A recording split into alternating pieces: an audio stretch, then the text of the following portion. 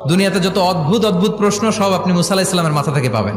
বিভিন্ন বিষয়ে আল্লাহরে প্রশ্ন করতেন। সাইয়েদনা মুসা আলাহিস সাল্লাম আল্লাহরে বললেন, আল্লাহ আপনি আমার এমন একটা জিকির শিখাইয়া দেন যে জিকিরটার শব্দ আপনি আর আমি ছাড়া কেউ জানবে না। দিনে রাতে সব সময় এই জিকির আমি করব, আপনারে ডাকবো, কিন্তু শর্ত হলো এই জিকিরটা জানবে শুধু আপনি আর জানবো শুধু আমি। আল্লাহ বললেন, মুসা পড়ো লা ইলাহা ইল্লাল্লাহ। মুসা আলাইহিস সালাম কয়, মাবুদ এটা তো জাতীয় জিকির, সবাই জানে। আমি তো চাইছি এক্সেলেন্ট একটা জিকির, কারো কাছে নাই, শুধু আমি জানবো আর আমি পড়বো। আল্লাহ বললেন, মুসা এই লা ইলাহাকে যদি এক পাল্লায় রেখে দাও, তাম বিশ্ব, সাত আকাশ, সাত জমিনটারে তুলে যদি তুমি আরেক পাল্লায় রেখে দাও, লা রাজাহাত কাফাতু লা ইলাহা ইল্লাল্লাহ, মুহূর্তের মধ্যে লা ইলাহার পাল্লা ভারী হয়ে যাবে। ও মুসা, তুমি যতই এক্সক্লুসিভ জিকির চাও, লা ইলাহার চেয়ে দামি জিকির আমার কাছে নাই।